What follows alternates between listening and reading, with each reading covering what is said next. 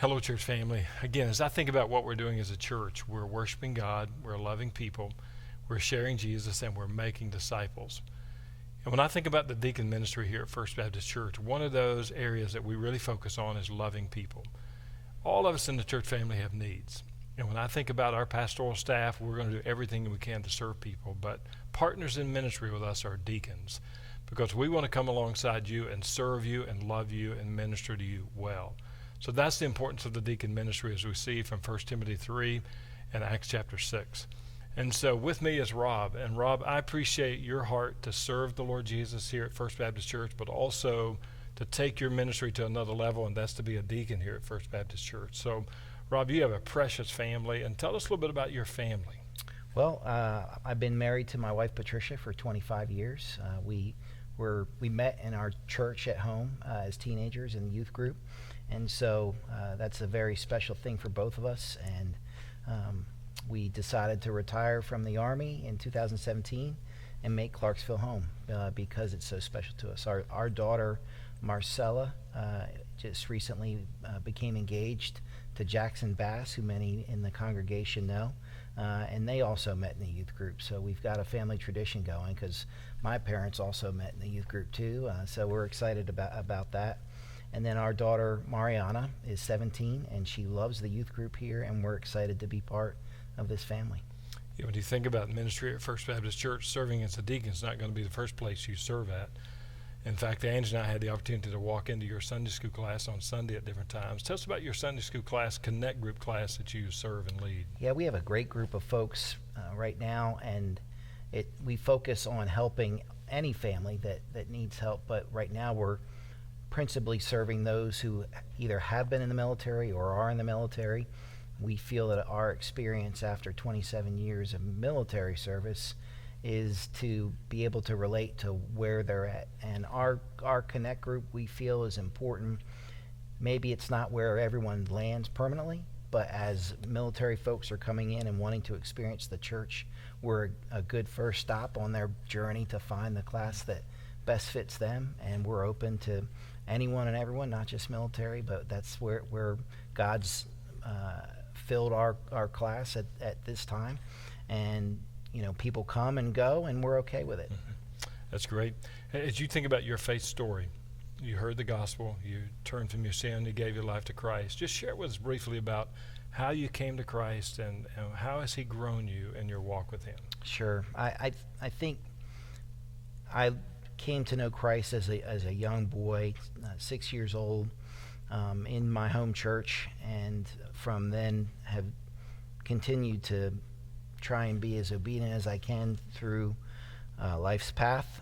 And as we have been through the ups and downs of life like everyone else, stationed many places in the military and lots of different churches, just trying to always be obedient to what he wants, to listen to him. It's always easier in hindsight to see his hand on the decisions that you're making. And if anyone wants to sit and chat, we can certainly talk about how God has directed to us what we were supposed to do.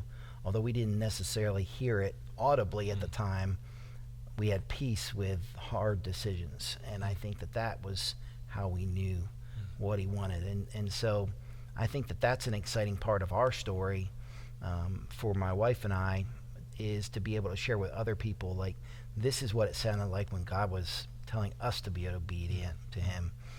And so maybe you can listen for that too. Mm-hmm. Yeah, and through life, we get a lot of phone calls or conversations with people at times, and I know you've had conversations before, but even this year, a conversation about being a deacon here at First Baptist Church. When you had that conversation, what did that mean to you, and how did you and Patricia pray through that to say, let's be open to God's leadership, and if that's where he wants us to serve at, then let's obey him there? What does it mean to serve as a deacon here at First Baptist? Sure. Well, I think the most important thing to me is to realize the weight and gravity and the importance of the decision, and not to commit to something half-heartedly.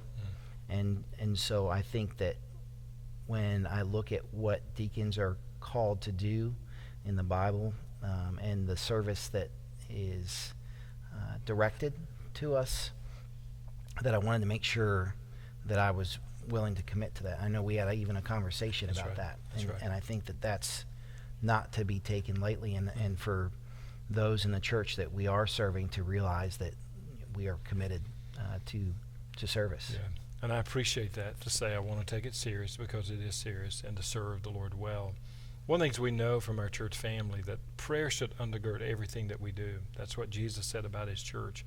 And as you think about serving as a deacon, you and Patricia together as a husband and wife, and all of our deacons, are there specific ways that our church family can pray for you as you take your ministry leadership to another level to serve as a deacon in this church? Sure. Well, I think being obedient is probably the first thing. As I said before, obedience is sometimes hard to recognize when he's telling you it. And so I want to make sure that we're hearing God clearly, not in hindsight, but in foresight. And so for discernment, I guess, would be the prayer request there. I think that it's important for us to always know the direction that he is indicating, not just from an obedience perspective or a discernment perspective, but from a balance perspective, to make sure that we are setting our priorities appropriate based on our family and the church's needs and work and all those distractions. That we can minimize distractions and focus on what's important, and that he'll make that easy for us. Rob, thank you for sharing those. And I just want to say to you, as you come on the deacon body, I see deacons as partners in ministry, so I am thrilled to be able to serve with you and partner with you, and again, to see our church worship God and love people and share Jesus and make disciples. And church family, I just encourage you to pray for Rob and Patricia, for them specifically, as they chart a new course being a deacon here at First Baptist Church. But I just encourage you as well to pray for all of our deacons, that we will be servants and we'll be partners as we love you as our church family.